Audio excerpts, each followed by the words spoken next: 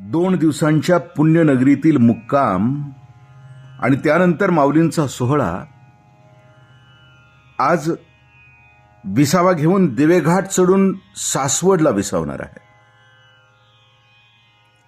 तर तुकोबराय हडपसर मार्गे लोणी काळभोरला विसावणार आहेत. आज या 2 संतांच्या पालख्या वेगवेगळ्या मार्गांनी पंढरीला जाण्यासाठी विभागल्या गेल्या आहेत.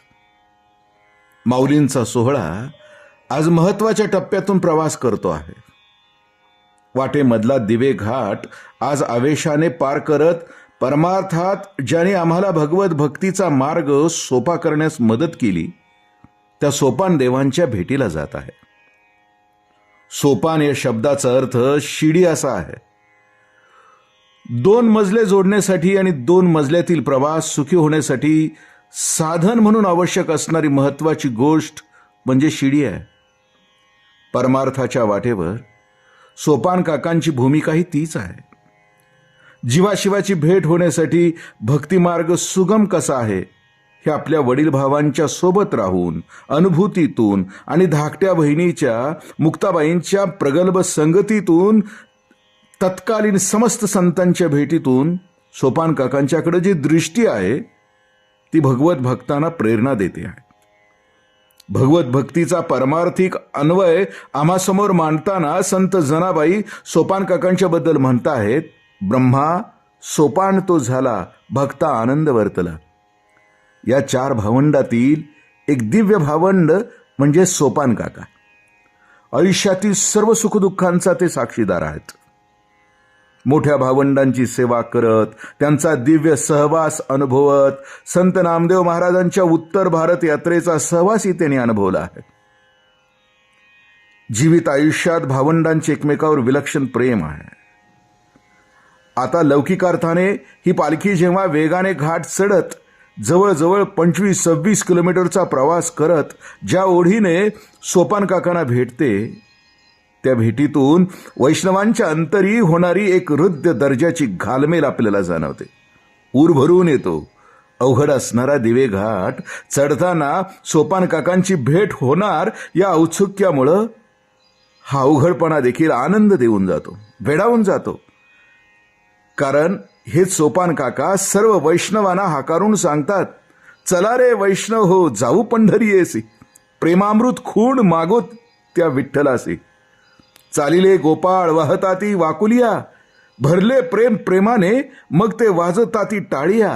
मृदुंगाचे नाद गाताती विठ्ठल नाम करिताती आल्हाद. पावले पंढरी भीमा देखिले दृष्टी, वैष्णवांचा गजरू आनंदे हेलावती सृष्टी. गजरू गोपाळांचा श्रवणी पडियेला, शंख चक्र करी विठ्ठल सामोरा आला. कासव दृष्टी न्याहाळी तू रंगी नाच तू पै उगला. तू सोपान म्हणे आम्ही वाळवंटी केला काला. वैष्णवानो चला पंढरीला जाऊया आणि त्या विठोबाच्या प्रेमामृताची खूण मागूया. ते प्रेममय अमृत आपल्यासाठी स्रवत असतेच, पण त्या प्रेमाची कायमपणाची खूण घेऊन येऊया. हे सारे गोपाळ चाललेले दिसतात. चालताना आनंदाने एकमेकांना वाकुल्या दाखवतात आणि प्रेमरसाचे भरते येऊन टाळ्याही वाजवतात. दिंडीच्या या समग्र वातावरणात आनंदाने विठ्ठल नाम गातात. या वैष्णवांच्या गजराने जणू सगळी सृष्टी हेलावून जाते. यांचा गजर पाहून स्वतः पांडुरंग परमात्मा देखील दिंडीत येऊन सामील होतो आणि रमून जातो. या वैष्णवांच्या सोहळ्यात रमताना कासवीन ज्या मायेने आपल्या पिलाकडे पाहते आणि पिलाचं जीवन भरभरून टाकते, तसा तो पांडुरंग या वैष्णवांच्याकडे कासव दृष्टीनं पाहून त्यांचं जीवन कृतार्थ करतो. देव आणि भक्तांचा हा संगम वेगळ्या अर्थाने पण सहज शब्दात मांडणाऱ्या सोपान काकांच्या टाई नम्र व्हावं वाटतं. कोणत्याही मार्गातील अवघड वळणाचा घाट हा खूप काही शिकवतो. जीवाशिवाच्या भेटीमधील घाट हा आपल्याला खूप तपासून घेतो, खूप ऊर्जा देतो. आयुष्याचा पथ हा दुर्गम अवघड डोंगर घाट गुरुविण कोण दाखवील वाट. याप्रमाणे आयुष्याचा दुर्गम मार्ग सुगम व्हावायचा असेल तर मार्ग माहीत असणारा वाटाड्या आणि प्रवासात प्रेरणा देणारा एखादा हाकाऱ्या याची आवश्यकता असते. एखादा वाटाड्या आणि हाकाऱ्या मिळाला की त्याच ध्येयाने प्रवास करणारे साथीदार जर अवतीभोवती असतील तर प्रवासाची मजा काही और असते. मग हा प्रवास लौकिक असो की अलौकिक असो. माऊलींच्या शब्दात सांगायचं तर एरहवी तरी माझी या भक्ता आणि संसाराची चिंता, काय समर्थाची कांता कोरान्न मागे. तैसे ते माझे कलत्र हे जाणीजे, काही सेनीही न लाजे तयाचे निमी. रामकृष्ण हरी.